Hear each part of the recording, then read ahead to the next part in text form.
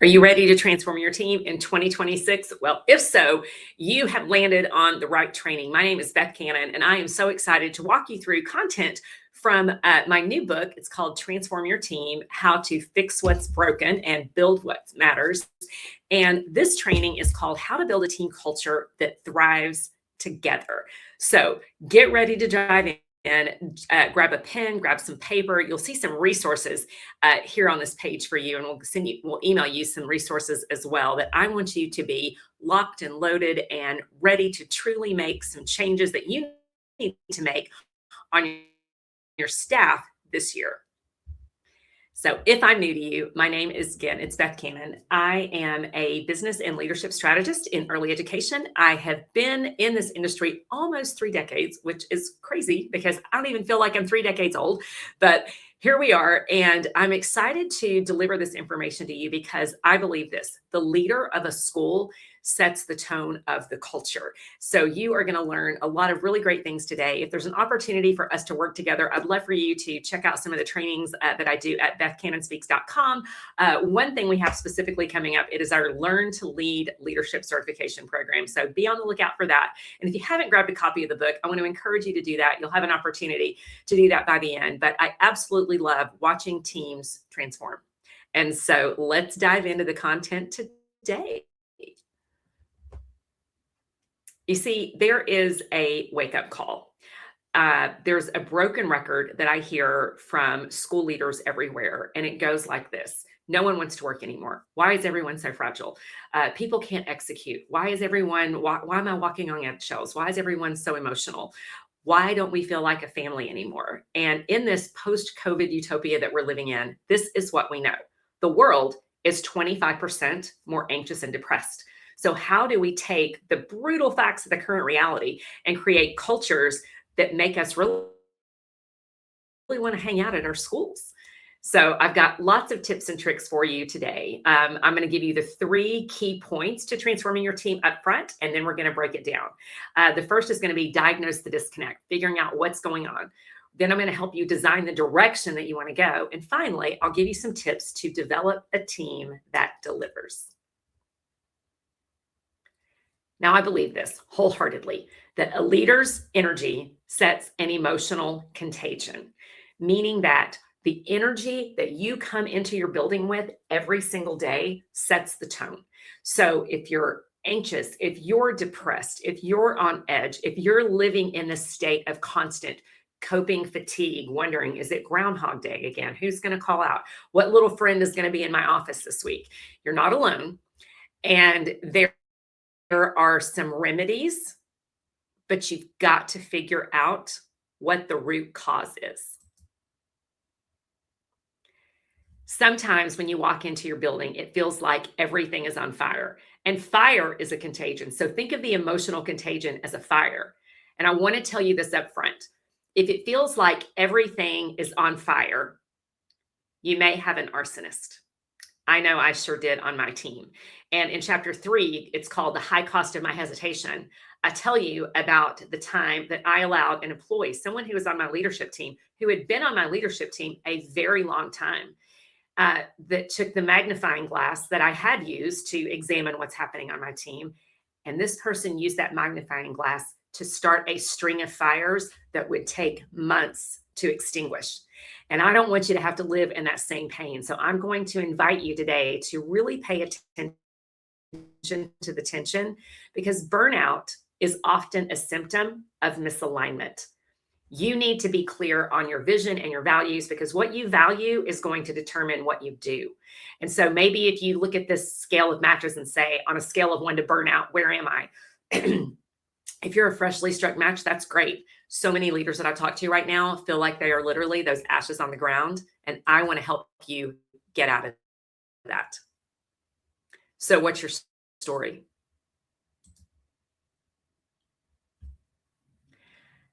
If you were to put a heat map over your building, what would it look like? This is the first technique I want you to do. I'm going to invite you, maybe pause this video and take out a piece of paper and draw a floor plan of your building, and you're going to create a heat map. Where is the heat coming from? Where is the energy coming from? The negative energy, because that's going to help you understand what you need to tackle first. Because if you don't tackle it and take care of it, it's going to continue to set the whole building ablaze. So do that. Draw a map of your floor plan and figure out, where do you feel the tension? Is it in the office? Is it with your, ideal customer avatars? We have raging Rachel, mom, and reclusive Ryan, dad, and they've got different issues and different concerns, or maybe it's angry Annie or bitter Betsy or the C team Charlie that runs to trouble like moth to a flame. Only you know where that is. But I want to invite you to really pay attention to the tension of what's happening in your building. Now, interesting. You may think that you're aware. You may think that you're aware of how your energy affects the building. 95% of people believe they're self-aware, but a recent study showed that really only 10 to 15% of us actually are. So let's go ahead and go with the maybe truth that you are not as self-aware as you think you are, and really take a look to examine what's happening.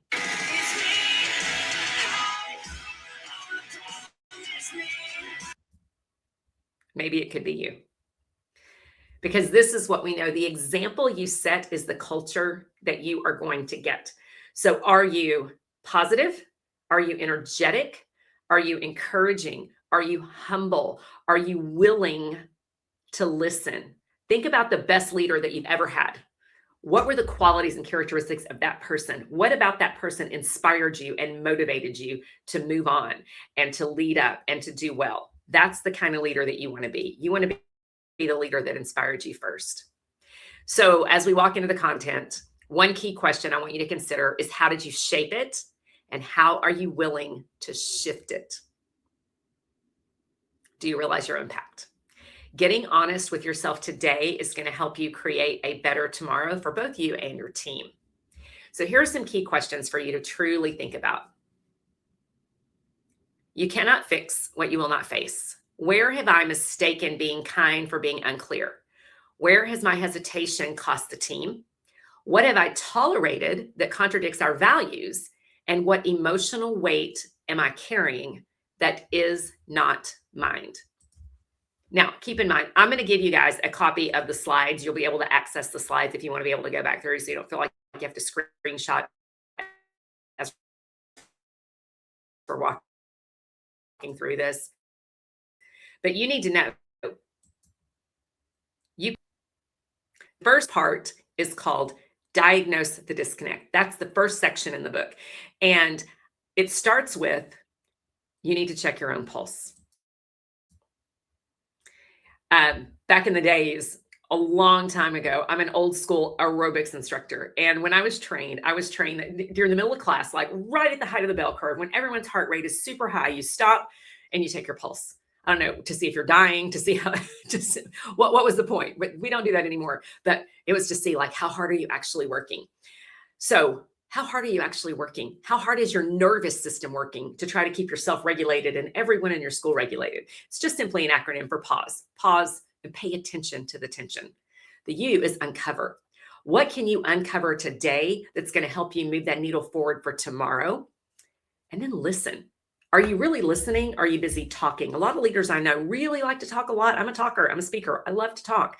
But sometimes you need to pause and listen, and then stay grounded, meaning that the sky is not falling. You're safe. You're okay. Take some water, learn to breathe, regulate your breathing, and stay grounded as you walk through these challenges. And then evaluate your expectations. The expectations you have on your team. Have you been clear? Have you clearly communicated? Are you sure that you're not the problem, that your delegation is not the problem, that your lack of onboarding, that your lack of systems, that your lack of holding the team accountable is not the problem?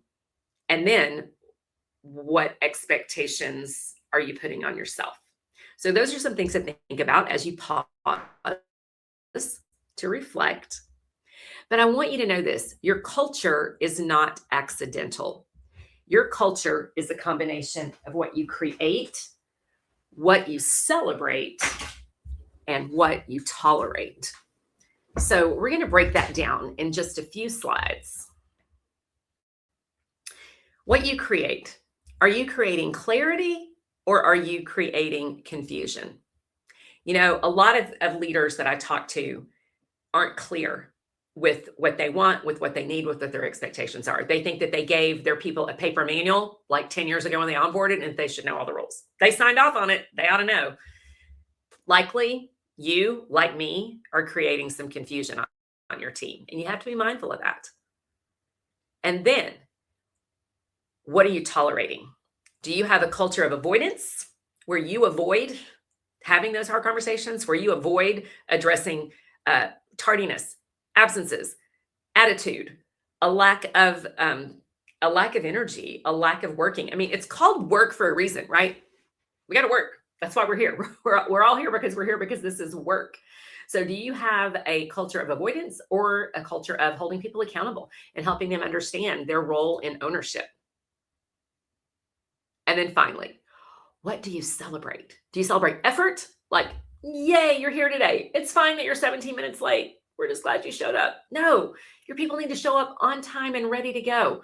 So are you celebrating effort? Are you celebrating ownership when someone actually owns what they're supposed to do and takes accountability for that? And then part 2 of the book is called Design the Direction. Designing the direction is based on a few key qualities. But as you look at it, as you look at the challenges that you're facing, I want you to be really clear with yourself. Is it a people issue or is it a process issue? Maybe you don't have the people in the right seats. Maybe it is your team. Leaders love to tell me what's wrong with their team. But when I begin to ask some deeper questions, I do lots of leadership retreats. And so I come into schools and we take a day, we find an inspiring space, and we do a lot of pre-work ahead of time. I've got some leadership assessments that we do. We do a lot of work on making sure you understand yourself as a leader, making sure you understand your high points and your low points for delegation. Like, as a visionary, I love to give a billion ideas before breakfast, and my team sometimes can't absorb that. And so is it a people person or is it a people problem or is it a process problem? Really think about that question. And designing the direction revolves around these 3 principles. What do you believe? How do you behave? And what are you trying to build? So let's break that down. What do you believe? Here are your key questions on belief. Do you believe that your energy impacts everyone associated with your role? If you do not believe that your energy impacts the entire building, I want to invite you in, because it does. You are not Switzerland. You can't say, I'm not positive or negative, I'm just neutral. No. You're either positive or negative, and everyone in the building knows that. And even if you're in a season where you're struggling, it's okay. It's okay to struggle. It's okay to struggle. But you need to realize maybe the season that you're in is requiring more capacity for you. And then, do you believe that your daily interactions determine the tone of your relationships at work? Every interaction is an opportunity to connect. So are you spending your time directing and correcting your team, or are you spending more time than that actually connecting with them? And then, do you believe that your presence matters? Because it does. Your physical presence matters, and your mental and emotional presence matters. And sometimes you're like, hey, Beth, I just got to get there. I'm just glad I showed up today. That's okay. Sometimes that's okay in a really hard season. However, it can't be the norm, right? It can't be the norm. Sometimes, and I get this, if you, I talk in the book, there's a chapter called Coping, Capacity, and Carrying On, when I had to keep showing up when my closest person in my life is dying of a terminal disease, and I've got this horrible turnover on my leadership team and just some drama and things that I did not see coming. I mean, personal and professional, all colliding at one. And I was showing up from open gaping wounds. But guess what? I made the decision to keep showing up. And if that's where you are, I want to encourage you to, because I'm so glad, looking back over my shoulder, that even though I didn't have 100%, I at least showed up and my team knew that I cared. So do you believe your presence matters? So keep that tucked in your mind. And then the next set of questions is this: how will you behave? How does your team behave? What is normalized at your school? Is tardiness normalized? Is absences normalized? Is gossip or a lot of just hanging around and talking and a lot of rumor mill happening at the front desk? What gets addressed early? Every time someone has a misstep or their energy's not right or their teaching style, they're just really not delivering in a way that is in line with the way that you need them to deliver. So if that is the case, what doesn't get addressed early? And then what is excused for too long? Like, hey, you had a bad day. That's okay. We have bad days. We can't continue to show up like every day is a bad day. It's okay to call it out, to clean it up. And then what does accountability look like here?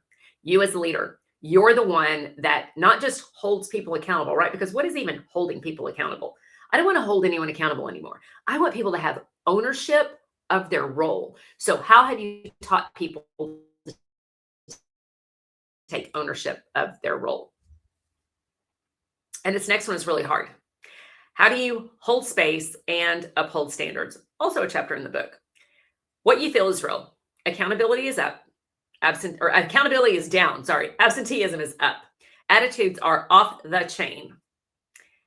And I'm going to talk about something that is going to be, it's a little controversial. It's really hard to talk about. It could be very triggering because it's a very sensitive subject. So if you're multitasking, come back to me. Mental health. The World Health Organization has told us that the world is 25% more anxious and depressed now than it was before COVID. Those are just the brutal facts of the world that we live in. And this I know. You have people who are on your team who are using mental health as a reason that they can't get their work done. Now, your job as a leader is not to judge that. It's not to diagnose that. It's not to say, are you making excuses or is this a real issue for you? That's not your job. Your job is to lead your team. Your job is to understand what capacity your people have in order to do the job, the work that they agreed to do. So it's not sustainable for someone to come to you once or twice a week and say, I'm struggling with my mental health. I need to go home. Because they're pulling you into this. Well, of course you want them to be mentally prepared and ready to take care of the children. But if that's happening on a regular basis, this needs to have a conversation. Now, I will say this.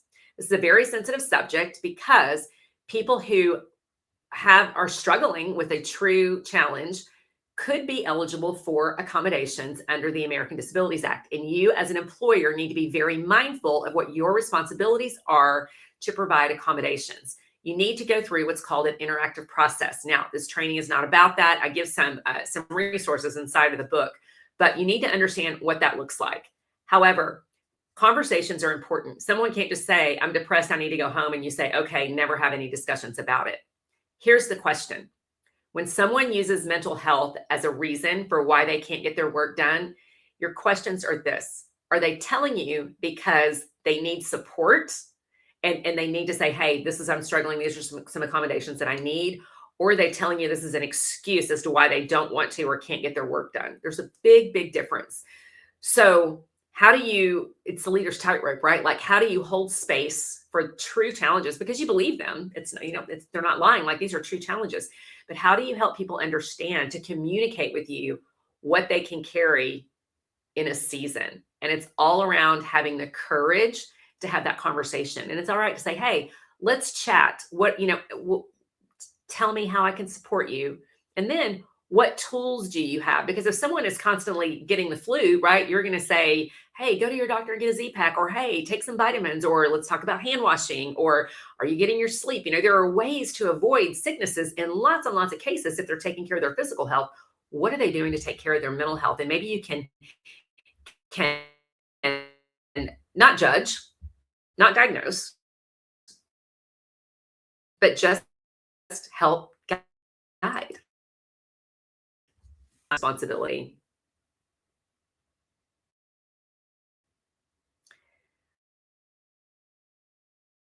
Responsibility keeps the whole routine running. Accountability delivers the result, but true ownership, which is what ultimately ignites them to this, but I'm committed to fixing it. It is so important because leaders have to do this. You have to manage between two lines, your personal fear and the personnel behavior. So what does that look like? I know because I'm you, I've lived it. I have not had a lot of really hard conversations because I was afraid of what would happen if someone left. But the truth is, what was the thing I was afraid would happen if they left was actually happening while they were still employed. Like, you're afraid to talk to someone about their absences because you're afraid they'll quit. Well, guess what? They've missed 19 days in the last 3 months. So they've quit anyway, right? They're not there anyway. So how do you manage between those lines? You have to acknowledge that. What is your story? Like, what is the story that scared you? Identify that so you can step into the story that's going to set you free, the freedom to have those hard conversations. Now, let's talk about the lines, because the line between the personal fear and the personal behavior, there's 2 lines. I'm going to talk to you about the behavior line first. Friends, there is a line in life and work that once we cross it, we can't come back from it. You need to know what your line is when it comes to dealing with your team. And having done this for nearly 3 decades, I can tell you this. If disrespect is happening at your school, you can't come back from that. Once an employee outright disrespects their leader, you cannot come back from that most of the time.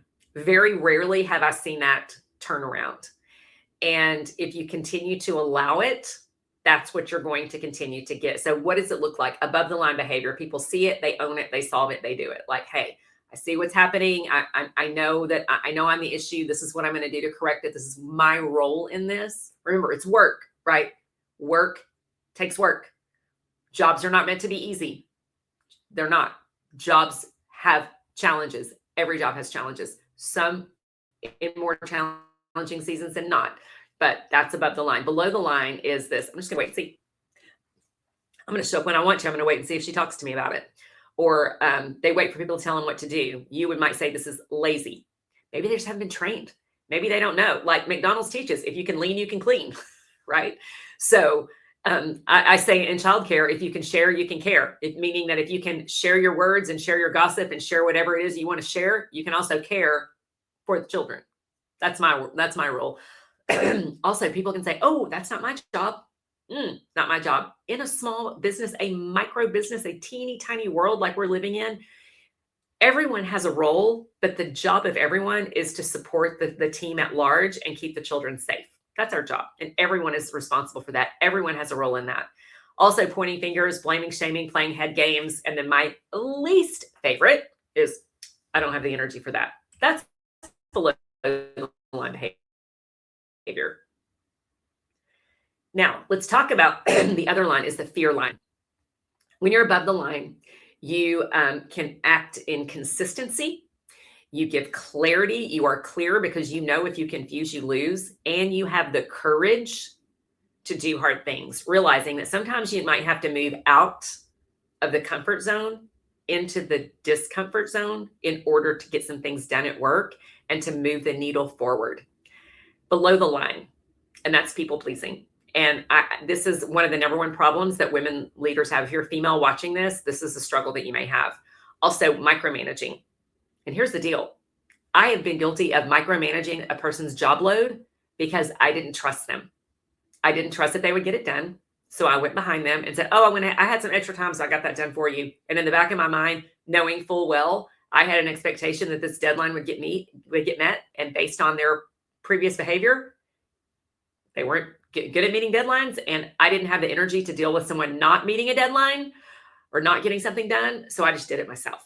And they're like, oh my gosh, she micromanages me. I'm like, no, sis, I don't trust you to get your work done. So I just did it for you because I was too much of a chicken to have a conversation with you and help you understand what does success look like in this project, and taking the time to say, last time it didn't go well. I need to set you up for success. Let's talk about here's the result we're looking for. These are the steps that need to happen to get to this result. And then I need to help that person prioritize that. I need to do frequent check-ins to make sure they're on task in order to get it done in time, rather than just going in and doing it for them, because they get resentful, and so do I. And maybe so do you. This is what I want for you to have at your school. I want you to have a happy leader with a happy team with happy children. And that ultimately is going to create happy parents, which are your paying customers. The last part is this: how do you develop a team that delivers? A few questions I want to ask you. Number one, would you enthusiastically hire every person on your team again today? If not, you hired them. What did you miss? I know you're like that. Some people, they weren't who they were in the job interview. They showed me a different face. People will do that. So if you've hired the wrong people, you don't have the wrong people in the wrong seats, I'm going to encourage you to figure out how to coach those people out, because nothing, if you're multitasking, come back, nothing is going to burn a good employee like watching you tolerate a bad one. And your clarity check. Do your people know what winning looks like? Like, what does winning look like? Again, what results are they responsible for? Do they want the responsibility that comes with winning? Because remember, it's work.